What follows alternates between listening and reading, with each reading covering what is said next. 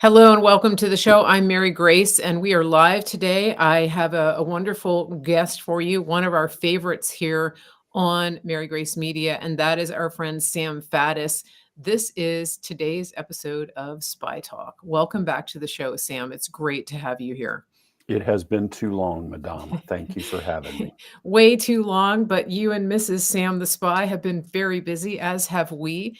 And, we're rolling into the end of summer, and we always say that we're going to have you back quickly, and then months and months go by. But that's okay. It just builds the anticipation. For those of you who are new to Sam, Sam has an erudite resume. He has been a senior operator with the CIA. That means that he actually did things out in the field. He didn't just sit behind a chair and read and analyze things on a screen.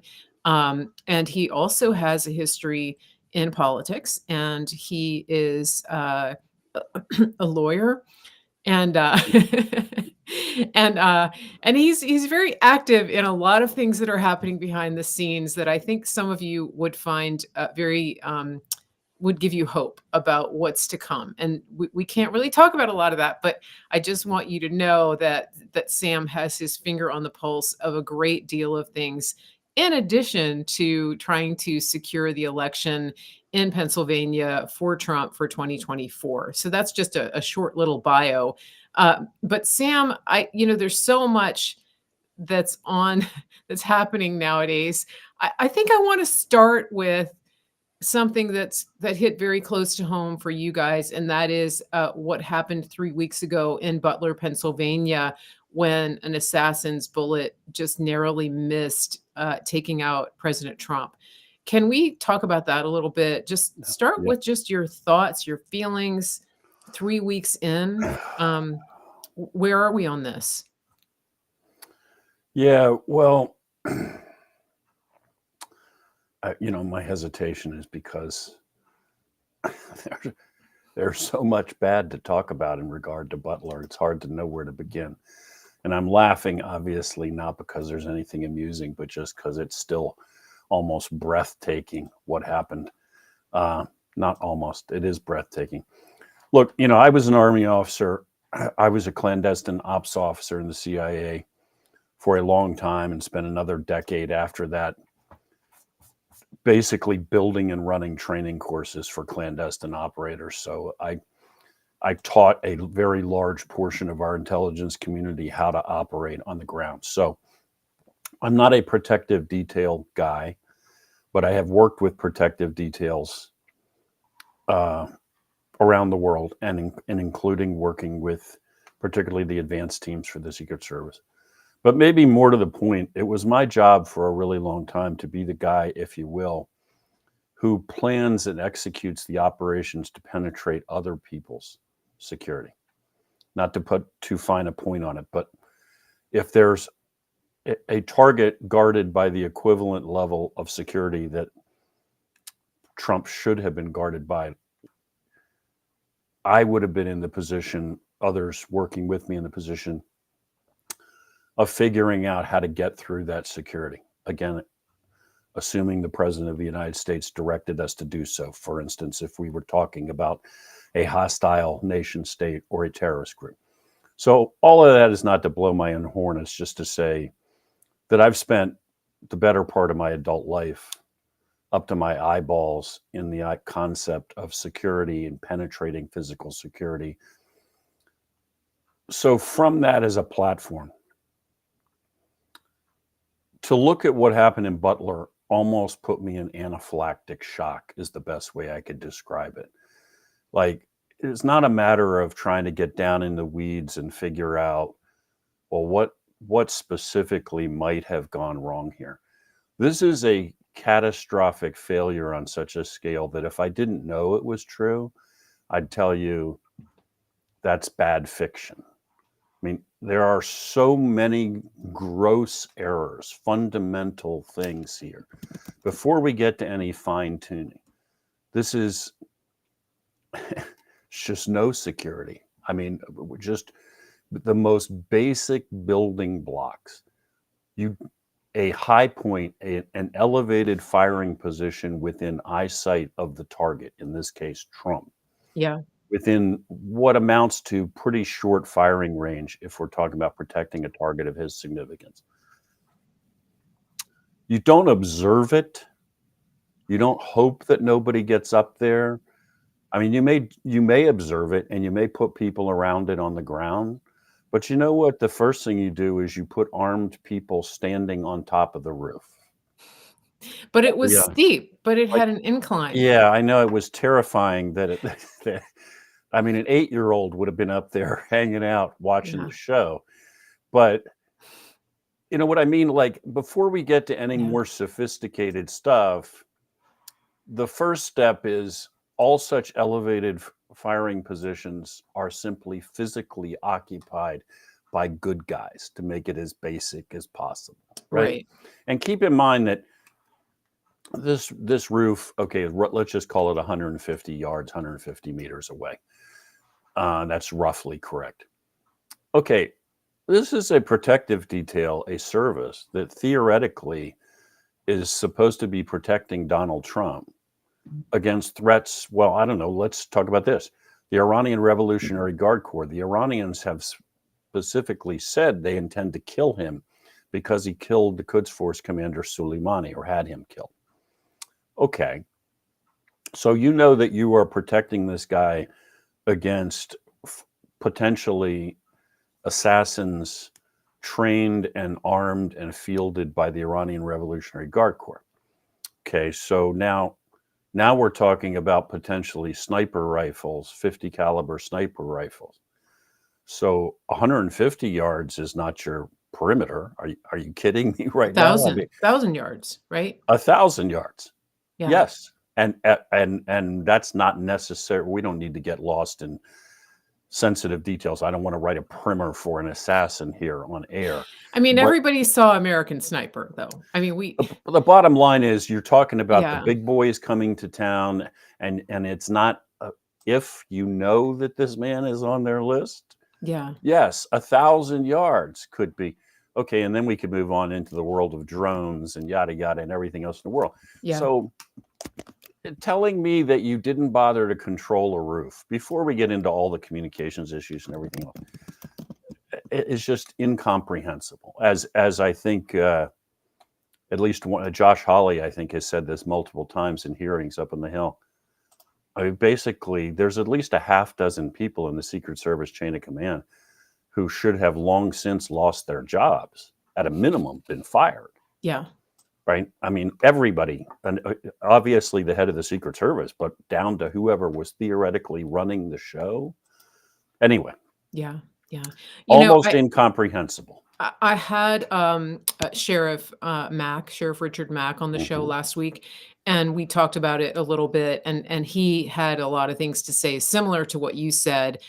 One of which is that when we saw them putting the blame on the local sheriffs, or the local law enforcement, he said that in his experience as local law enforcement, state and local, that really they're not in the business of doing what he called celebrity protection, Right. high profile protection. They almost always would defer and turn over the event to Secret Service.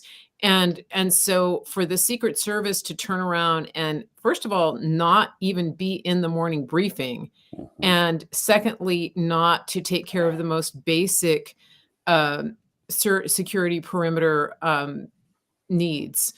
It's really like you said, at the very least, put a guy on the roof. I mean, you could have had a couple guys up there with lawn chairs, and that would have been enough of a deterrent. Even Yes. unarmed people um, Yeah, and up if on you up if on you that look, roof. if you want to also have Overwatch and do all kinds of other cool stuff, but again, let's just start with basic Yeah, yeah, security 101. A buddy of mine who's a retired special forces officer, when he and I talked about it in the immediate aftermath, his response was a private in the U.S. Army would have known to put a man on that roof. I mean, yeah, come on. Also, I got to tell you, from my standpoint, having been an Army officer, having served in the agency in the U.S. government for a long time, this whole pass the buck thing makes me almost want to puke. yeah, right? There's no such thing as, first of all, you assume nothing in an environment like this. Anytime a junior officer was briefing me on the field on a plan and I asked him a question and his response was, well, it should be okay, or the radio should work, or the guys should be there by that point. My response always was to basically jump down his throat and say, there is no such word should in our lexicon. Like, you either know or you don't know, it is or it is not. You can't assume anything. And when you're in charge, I'm sorry, you own the responsibility. A second lieutenant in the U.S. Army knows that. When your op is all screwed up, you don't say, well, I told Sergeant so-and-so to do it. Nobody cares. Right. You're in charge. Whoever the site lead was for the Secret Service or whatever their exact terminology is, you owned security for that. Mhm. If the state police gave you Yeah. resources, if the locals gave you resources, good on them. I don't care. And nobody else should care. It is irrelevant. If you told the locals to do it, and I don't think actually any of that's true, but even assuming it was, and then you didn't confirm that they had done it and didn't immediately address it if they hadn't, that's still back on you, man. You own that. Like, basically shut the hell up and stop making excuses. You and and, and then you have a threat, you have an issue, but you allow the principal, in this what they would call the Mhm. principal, Donald Trump, to go on stage, and you leave him on Right. stage. Right. And while Right. this, come on, no, what you see, there's literally at least a half dozen people in the Secret Service chain of Yeah. command, and maybe more, who should no longer have jobs. Right. Well, and I think too, one of the things that I think is worth noting is that as somebody who's put on events, even I would know enough to keep our keynote speaker away away from the stage, right? Yep. The minute you hear of any kind of threat or potential danger, you would be keeping the speaker off the stage and more than likely evacuating the area. And Yeah. right? I mean, that's just basic. One thing I wanted to ask you though is when it comes to the current situation, we have seen President Trump since then giving kudos to the Secret Service, for the job that they did and not bashing the FBI and things like that. And I know that he feels very strongly that there are rank and file members of those institutions that really are, I think, caught in the middle of some very evil deeds. But in terms of his current safety, Dan Bongino thinks that he's in grave danger. I've talked to other people who believe that he is in grave danger from within. How what do you think about that? Given your history, given your background with these type of operations, how do you think he's doing? Does he need to bring in all private security? Like, or are we in a situation now where we're depending on God alone to protect him? Well, in terms of his tone, I understand why he has taken the approach that he has. Yeah. And I think You for a can't whole, alienate them, right? no, well, and also I just think for political considerations, I mean, we're in the middle of an election and we're less than 90 days out. And one of his big, I won't say liabilities, one of the big criticisms of him has been him being too harsh in the past. I don't share that sentiment, but I those are crass political considerations, but I think it is probably a smart move to take the high road. And if somebody else has got to get out the meat axe, to let people do that on his behalf, not him. Do I think he's in danger? I would be, yes, 100%, because I see the extent of the failure in Butler is difficult to convey. I mean, the average American understands that this is all messed up. And as you said, honestly, I think a dozen guys pulled off the street using common sense would have done a better job than Secret Yeah. Service of protecting Yeah. him. But the extent is when you understand how this is supposed to work and the level of the threats they're theoretically supposed to protect them against, the magnitude of the total systemic failure in Butler is breathtaking. I mean, what it tells me, and unfortunately this is true of many of our agencies now, is the Secret Service is basically no longer combat effective, if you will. They're no longer actually capable of doing their job. And a lot of those folks, as we now know, weren't even really Secret Service personnel that were on the ground. And the site lead apparently had been criticized many times previously for doing a terrible job, and communication was all screwed up. And quite frankly, when I watched their reaction after the shots were fired, all I kept thinking was, you guys are pathetically slow by the standards to which you are trained. When a 78-year-old, when the gunshots are fired and a 78-year-old man has put himself down the ground undercover, and I still don't see a single one of you in the frame protecting him. This is in other words, if that was a training exercise, I got to tell you what, everybody here just failed. None of you passed. Run it again. Run it again. Yeah. And frankly, you'd be losing your mind. Are you kidding me? I agree. I agree. That was one of the first things I noticed. And you and I talked immediately after this happened. Yes, we did. And I was, well, there's a few things that I noticed that since have been corroborated, but that was one of the ones, is that President Trump got down faster than anyone else reacted. And he was in total control of the situation. Total, from the minute he went down.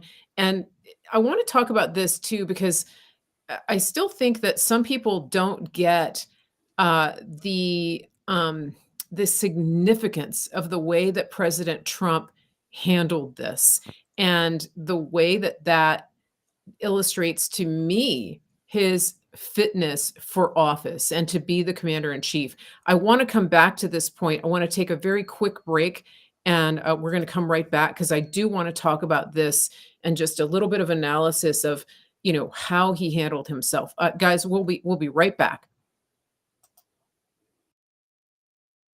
Listen, we're finally bringing the most requested offer ever. Get the queen size premium MyPillow, now only $19.98. MyPillow is made with patented adjustable fill. It adjusts to your exact individual needs regardless of your sleep position. It helps keep your neck aligned and holds its shape all night long, so you get the best sleep of your life. But that's not all. Get our 6-piece kitchen or bath towel sets, only $25. Our brand new mattress topper as low as $69.98. Get our famous MyPillow bed sheets for as low as $25, and so much more. So go to MyPillow.com or call the number on your screen. Use your promo code to get huge discounts on all MyPillow products, including the premium queen-size MyPillow, only $19.98. That's the lowest price ever. Don't delay, order today. From all of us here at MyPillow, thanks America!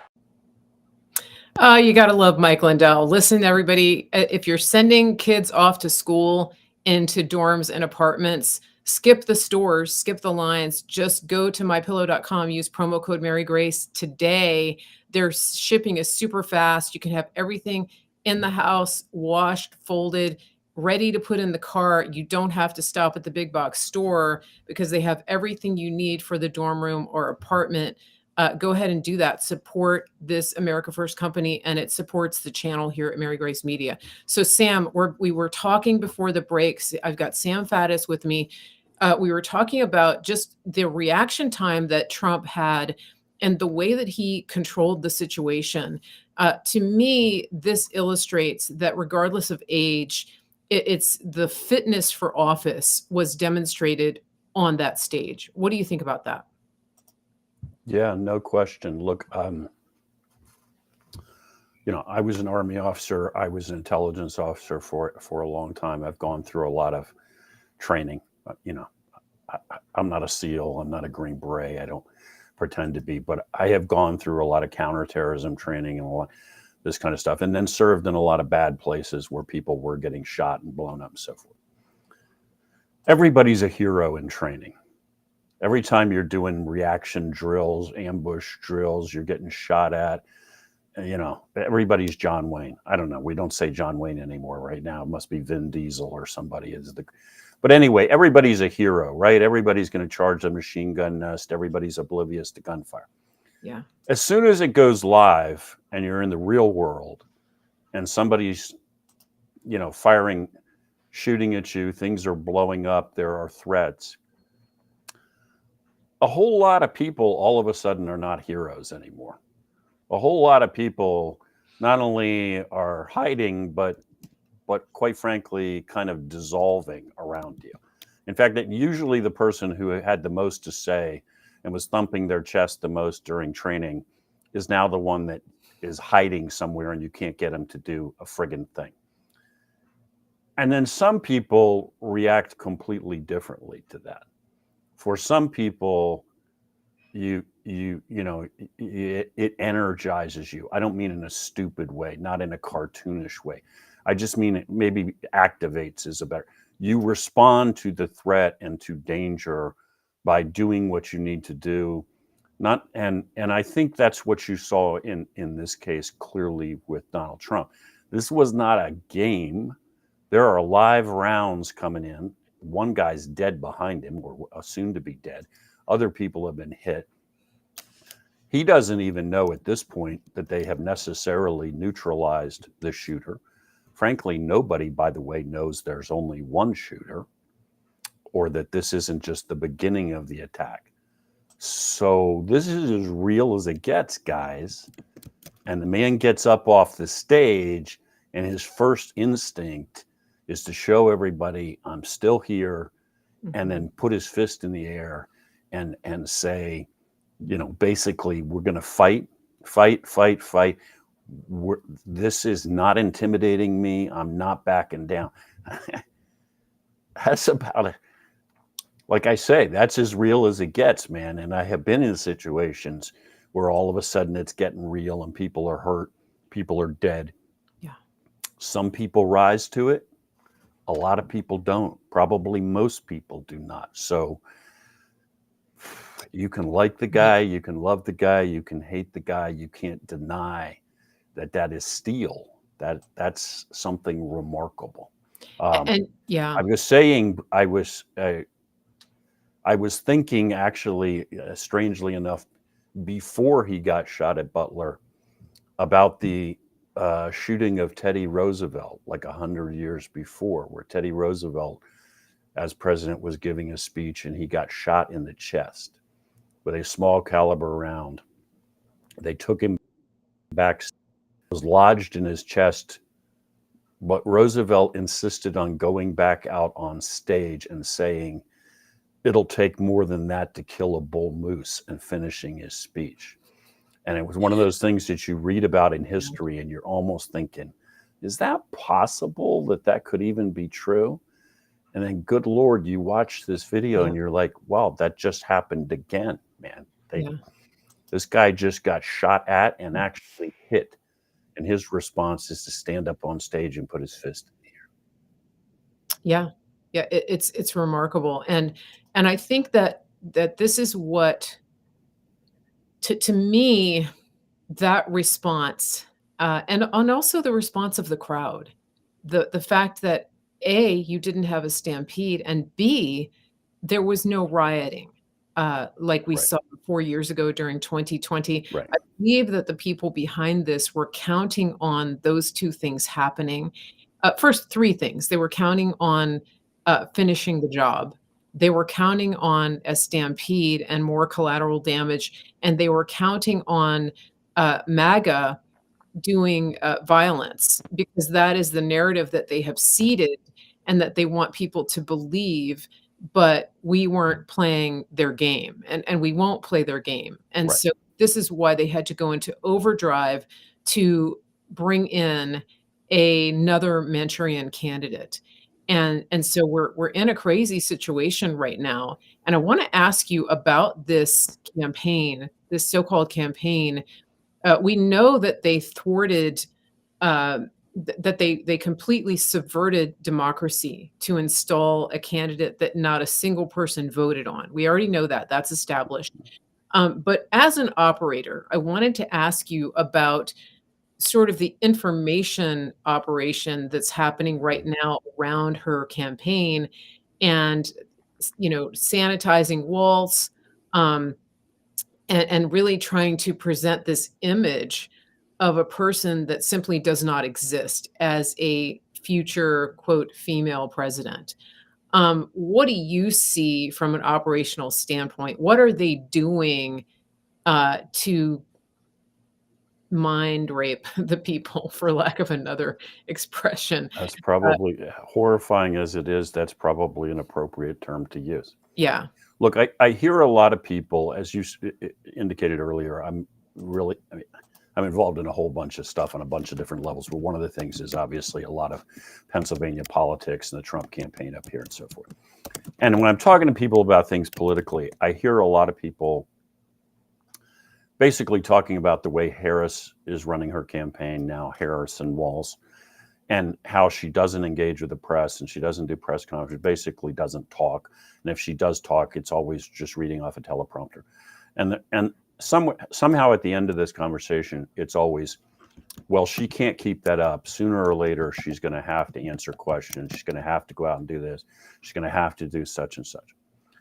And my response to that is, and let me just say this as bedrock, in case anybody has any ambiguity on this front. I despise the woman. And the only person I probably despise more than her at this point is this thing she selected as vice president, this amoral scumbag. But so this is not a value thing. This is just a tactical thing, I'm going to say. The answer is no, she doesn't. Don't you understand? That's not the way they play this game anymore. What you saw with Joe Biden in 2020, where he hid in his basement and there wasn't any campaign in any traditional sense, was not a one-off just because Joe's a loser. I mean, Joe is a loser. That's the new template, right?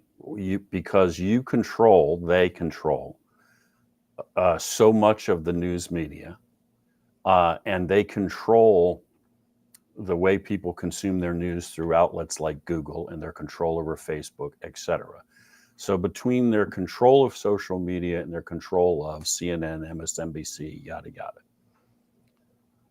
they can completely craft a completely artificial reality. So the stories that are detrimental to Kamala, whatever her name is, and Tim. I have some more names, but they're not. There are a lot of names that are probably inappropriate for the show, but look,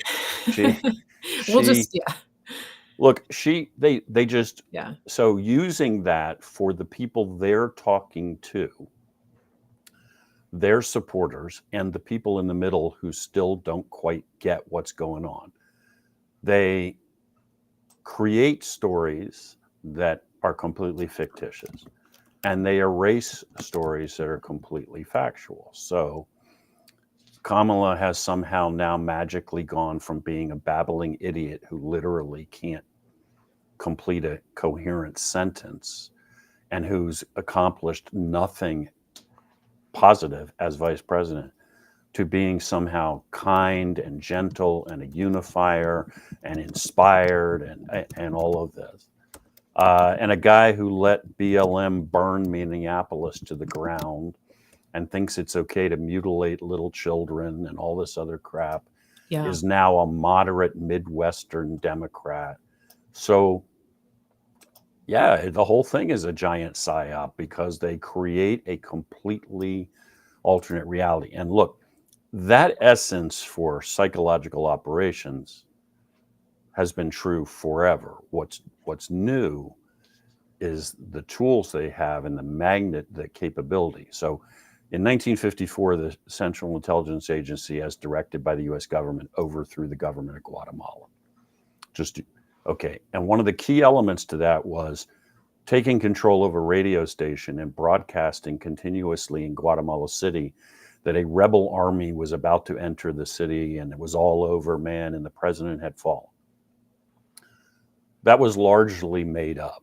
I mean, there was a rebel force, but on nowhere near the magnitude.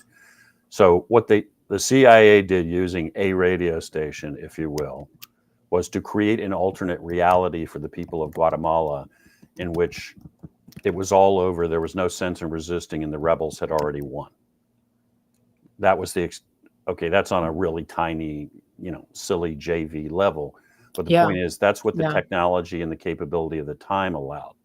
Now you've got that same principle, but now you're pumping it out on Facebook and Google and everything.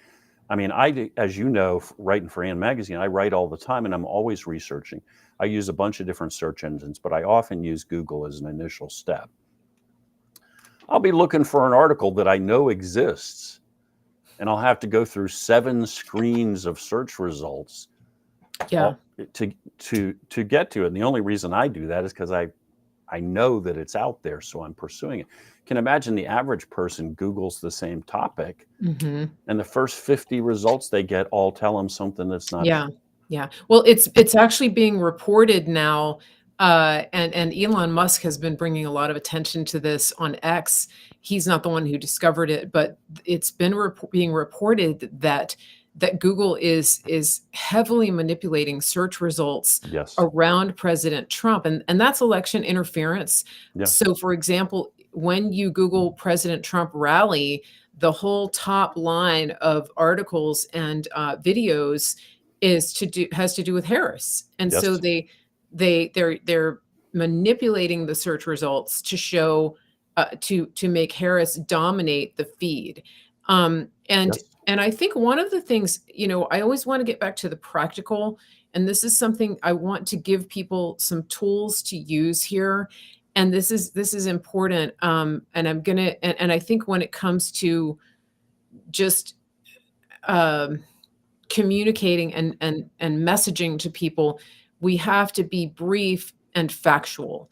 And I'm going to give you a fact right now that I think is important to use. First of all, I don't know if people are aware of this, but President Trump just posted on Twitter for the first time in 3.5 years.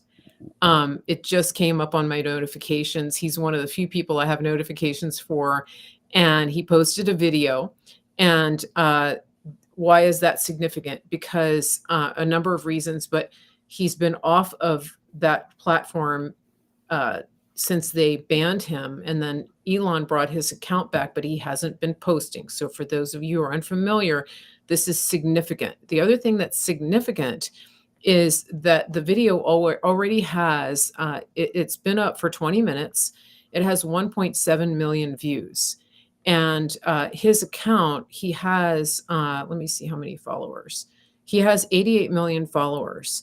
It's 2.5 million views. Okay, I had just refreshed. But the point is that if you go to any of the social media for any of these other people, and you look at the metrics, just compare on a real platform like X, where they are, it's the closest thing that we have to a level playing field right now. It's not perfect, but it's the closest. So you do a side by side comparison, and I would actually encourage you to do this if you have anybody that you think is maybe on the fence or is being manipulated by the media.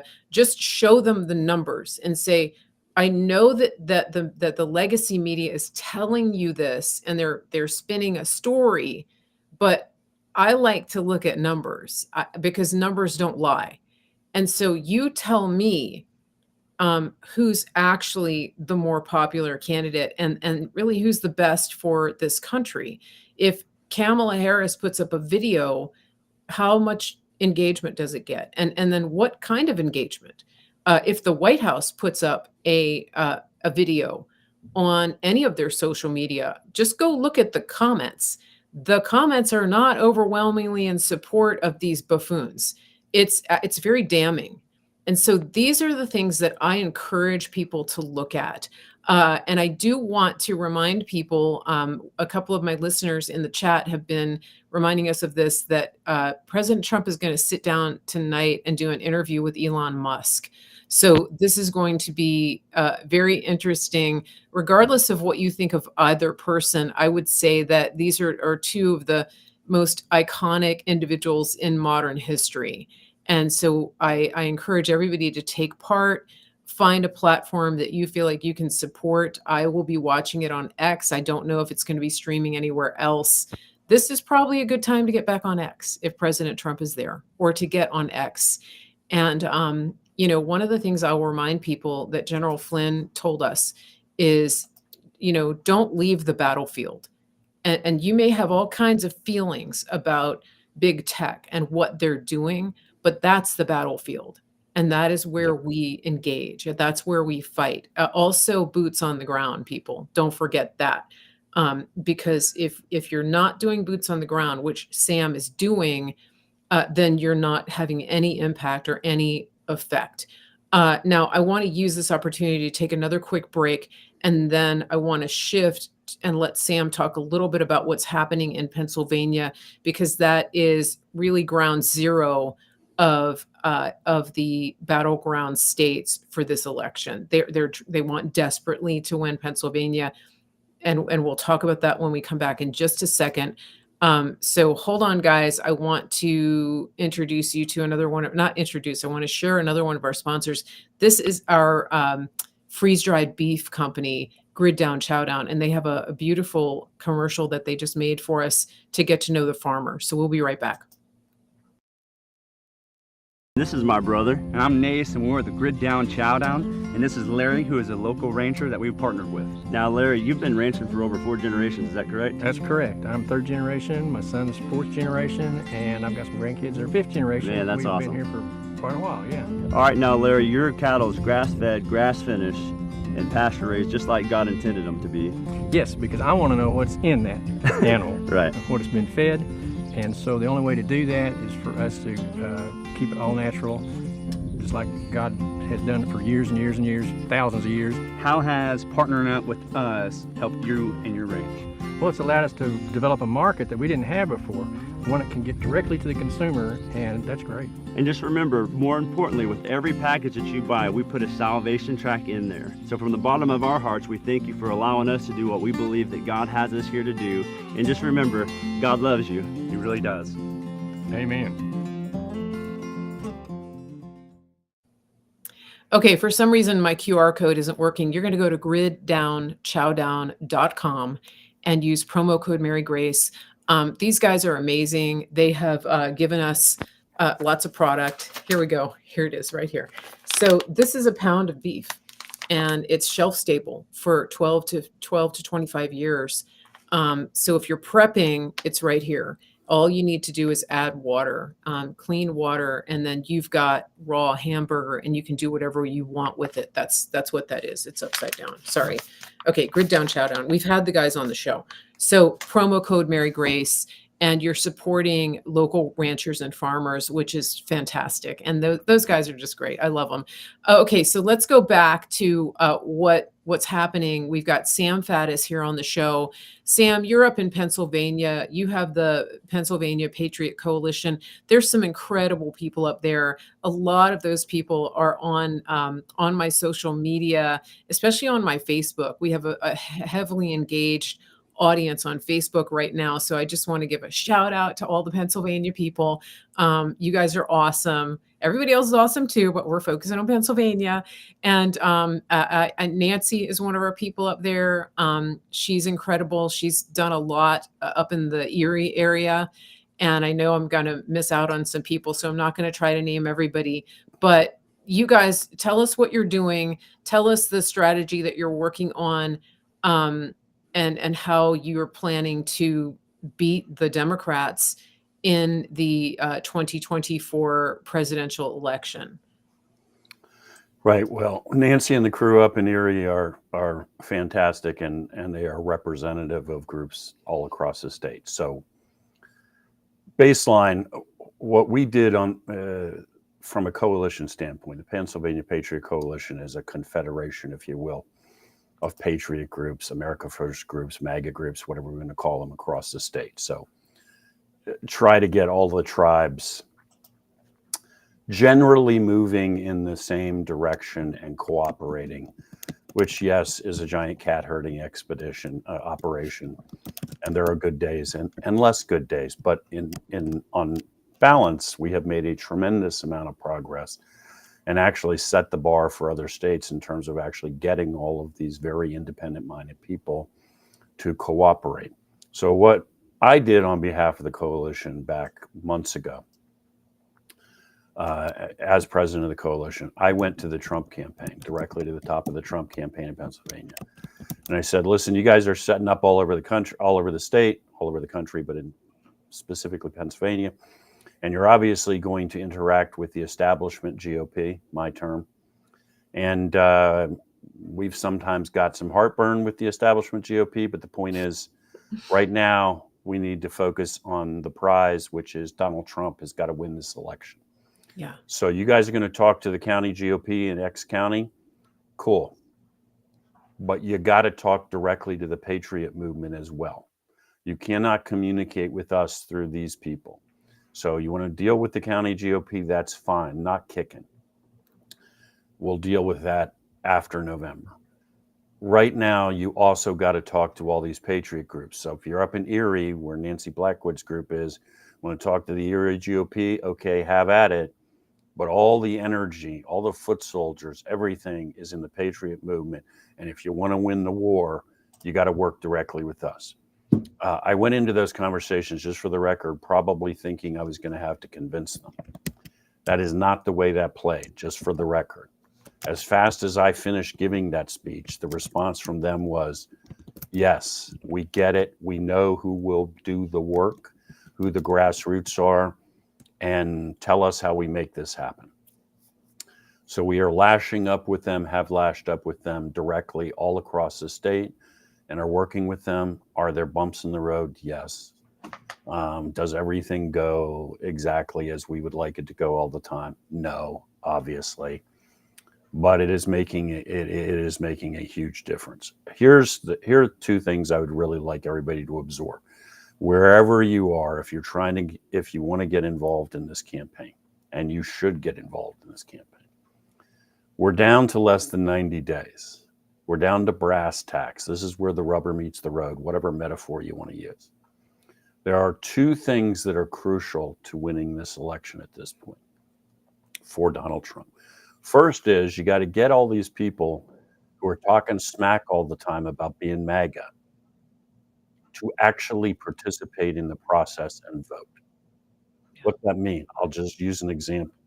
Gun owners. In Pennsylvania alone, there are in excess of 500,000 gun owners who are not even registered to vote. Wow. Right? So you got a state like How many? In excess of 500,000. It's like 512,000 something like and change. In Pennsylvania alone, that's one state. 500,000 Second Amendment folks, the guys who are wearing their deer hunting camouflage 12 months out of the year, right? God bless them. I'm all for them. Who don't forget about whether they bother to vote. They've never even registered to vote. So you're talking all day long about Joe Biden and Kamala, and they're coming for your guns and all these other things, which are 100% real concerns. But you won't even get in the game and get on the field and participate. And we could go issue by issue, but there are similar problems. We got a lot of people sitting around fighting this fight in the sense that they're posting memes and they're on Facebook or wherever all day, but they're not even bothering to vote. So we got to change that. So a huge portion of what we're doing in Pennsylvania is getting the folks who already agree with us registered and then getting them to the polls. What's the last day to register to vote in Pennsylvania? Well, you can register almost up until Okay. election day. I think Okay. it's like, in fact, I was looking at it yesterday. It's like less than a week out. Okay. And because I was thinking, I don't even understand how that's possible, how you're going to register and they're going to actually, but any event, Mhm. What about the Christians, the evangelicals? We could go, yeah, I'm using the Second Amendment guys as an Yeah, example, but the same is true of evangelicals. The yeah, same is true of Christians. Same is true on so many other issues. You got people who are scared to death, and they should be scared to death about everything that's going on. It's for real in yeah. this country, people. But you won't even bother to register and go vote. So we got to change that, and we just produced a whole bunch of flyers up here Mhm. in Pennsylvania by the coalition produced them. One of them is a very simple flyer on issues pertaining to gun confiscation, gun rights, Second Amendment, and what the Biden-Kamala Harris agenda is. Okay. And we deliberately made them black and white and very simple in one page and all of that so they can be duplicated and passed out. Every gun shop in Pennsylvania should have a stack. The second issue is not just getting the people who support with us to vote, it's getting the people who are still undecided to vote in our favor. And this is what I'm going to say to you, simply in the interest of time. You got to boil, when you're talking to the undecided, the folks who are not MAGA, you got to boil this down to what I call kitchen table issues. Okay? What's that mean? The price of gas, the price of housing, inflation, crime, the border. The folks who don't agree with you about Marxism and the threat to the republic, but they still got to fill up the truck and they still got to try to make a mortgage payment and all of this, and they're still terrified of crime in the streets and carjacking in Philly. Those folks you can reach on those issues. Mhm. So when you're talking to the undecided, I would suggest don't lead with this is all a Marxist conspiracy to overthrow the republic. Even though it is. You know that I largely agree with that. Yeah, The point yeah. is, talk to them about the fact that their checking account is empty. They can't afford to fix the washing machine, and they're terrified to ride the subway because of crime. Those are the things that will work with the undecided. Yeah, yeah, perfect. I like it. And it's so key. I mean, I would just talk to anybody and ask them how they feel when they go to the grocery store every week because it's every single week. And I was at Sam's the other day, and now they have a limit on eggs. You can only buy Yep. 2 containers of eggs per member. I mean, that's crazy. And so it's this is where we are now. You and I know, like you said, that there's a huge, massive conspiracy to turn this country full communist. I mean, that's Yes. pretty obvious, Yes. even just with the gun grab. But I think that you're right when it comes to those types of issues. You sort of lose people because it's something they can't control. And this is what it comes down to. You talk to people about things that are within their control and that affect them Yes. immediately. What affects people immediately is the fact that it costs $100, $150 to fill up your truck. Yep. And your gun guys, they're paying $150 to fill up their truck. Yes. And they are, not able to take their family out to eat on a Friday night because they're spending $150 on the truck and because it costs $200 to take your family out to eat, whereas it used to cost, $75. And that's not an exaggeration. So these are the issues. Believe it or not, we're actually coming up on time. I've got to get my dad to an appointment, and I know that you're super busy. Sam, how can people follow you? Easiest place to find me is to go to ANDMagazine. So the magazine that my wife and I run, ANDMagazine, ANDMagazine.substack.com. We are on Truth Social and Getter and Twitter, but Okay. ANDMagazine will get you there. ANDMagazine, ANDmagazine.substack.com. I want to address one comment that has come up in the chat here on X.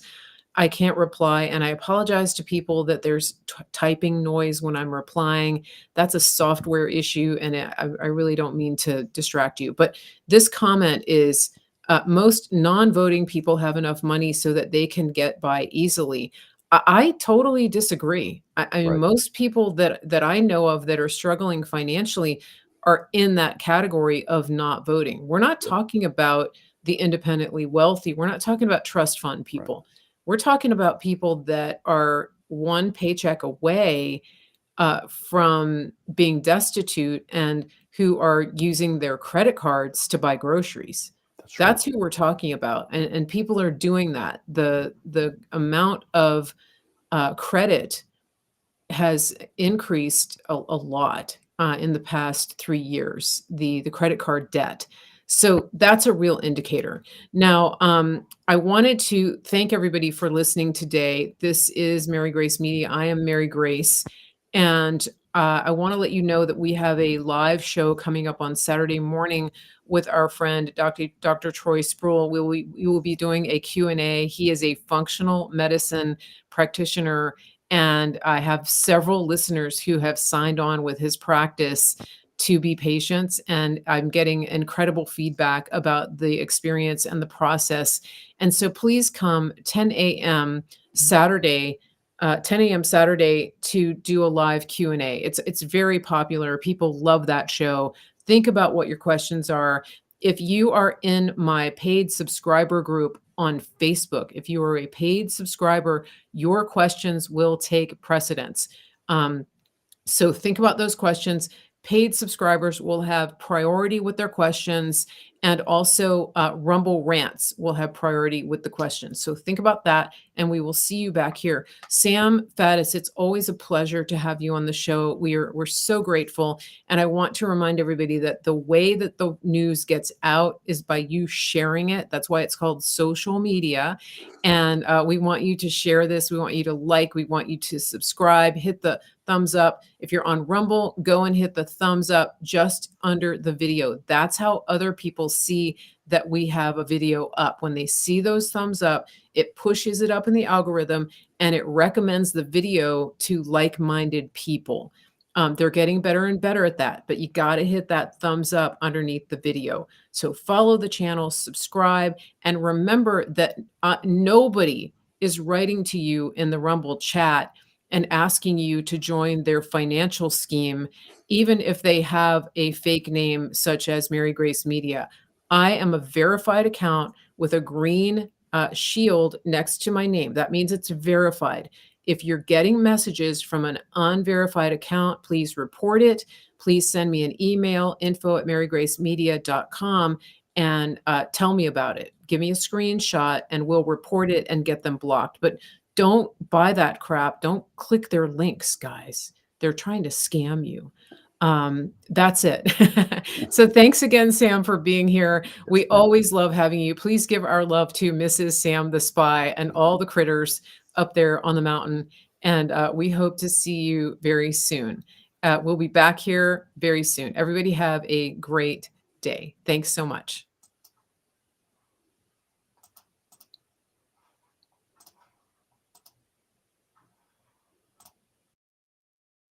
Listen, we're finally bringing the most requested offer ever.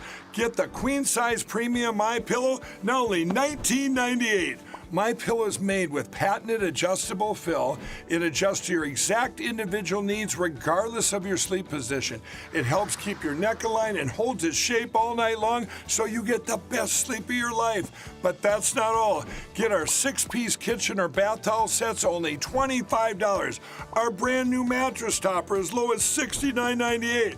Get our famous MyPillow bed sheets for as low as $25 and so much more. So go to MyPillow.com or call the number on your screen. Use your promo code to get huge discounts on all MyPillow products, including the premium queen size MyPillow, only $19.98. That's the lowest price ever. Don't delay, order today. From all of us here at MyPillow, thanks America!